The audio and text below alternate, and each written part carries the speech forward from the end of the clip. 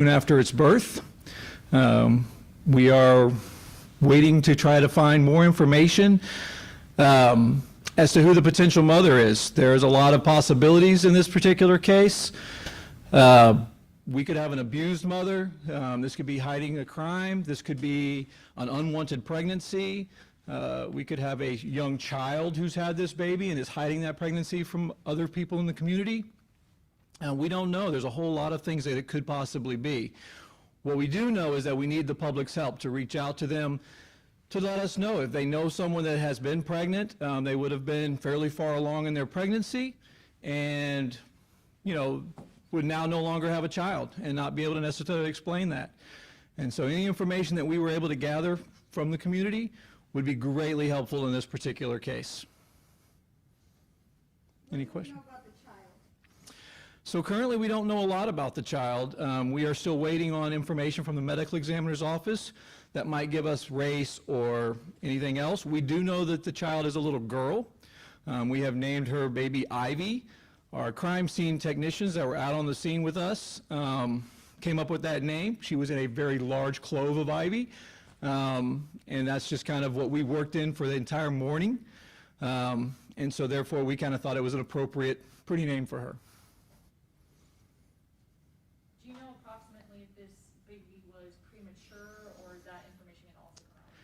So it's a little hard for the medical examiner's office to give us an exact time frame, but she definitely seemed to be very far along in the birth. Tell us a little bit about how the baby was found. So a fisherman who is next to a Bear Creek, a fisherman who was out there was able to, he was just out there casting a bait net on the creekside water, trying to gather some bait fish in order to do some fishing. Was kind of wandering through the wood, looking through the debris line, so that area floods quite frequently. And in walking, he was able to find something he thought, didn't know what it was, but he was interested, so he kind of looked a little further, and as soon as he noticed that it looked to be a baby, he called 911 and notified us.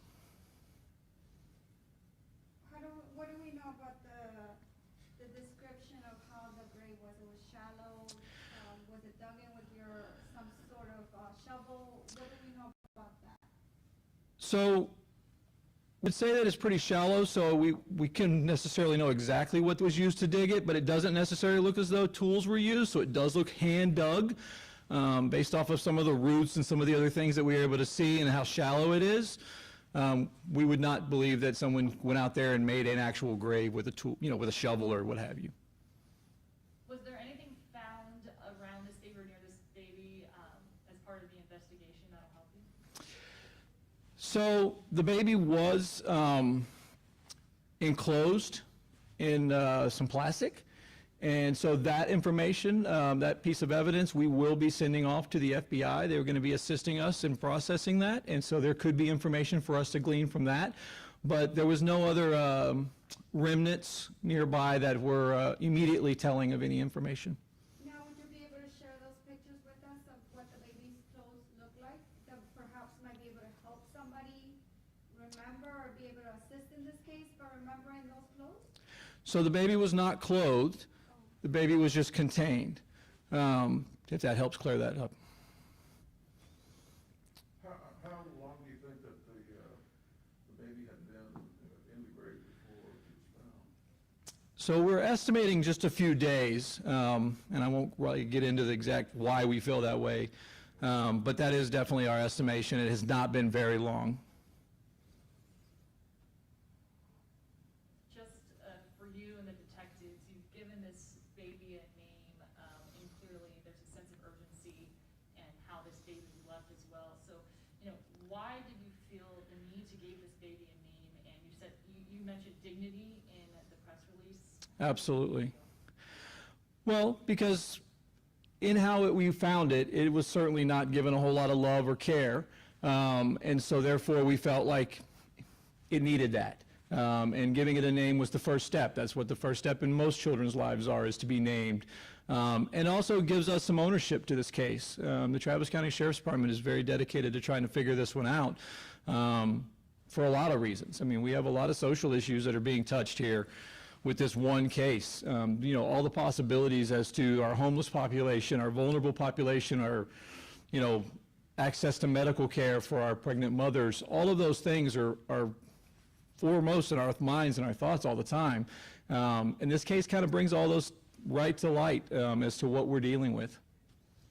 Now, I don't know if you're able to remind us, but what are other options that people have that don't want to keep babies? The Moses Law, you're able to mention a little bit, reminding our community that they have options if they don't want to keep the baby?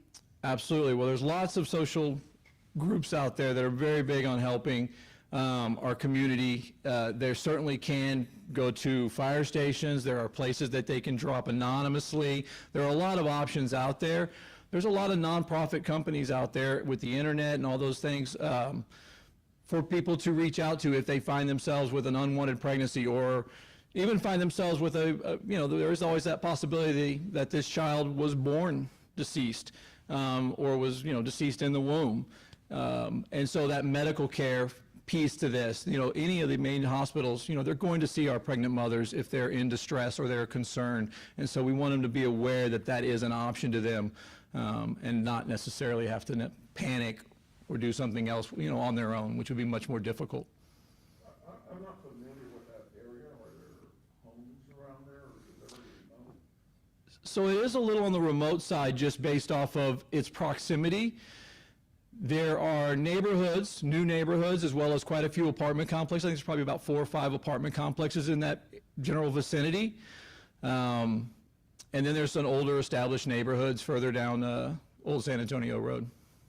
Do you also have campments for homeless? There are some nearby homeless camps, one of the larger ones being near the South Park Meadows area, which is probably only a mile or two from our actual location. So it's a long walk, but it is walkable distance. And we do have people that live in their vehicles or are homeless that have been camped in that area in the past, according to residents. Not super frequently, but that does happen. Have you already visited that location and conducted some conversations with people living in that homeless camp area? We have. We met with quite a few people that very day.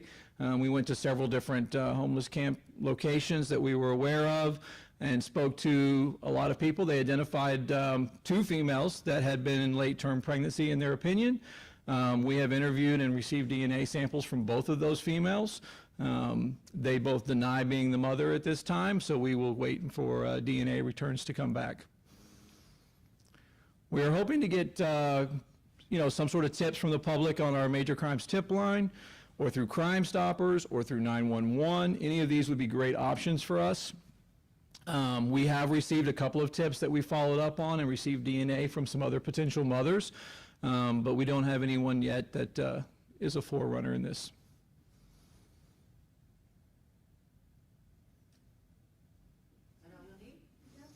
Okay. All right, I appreciate it. Thank you for coming.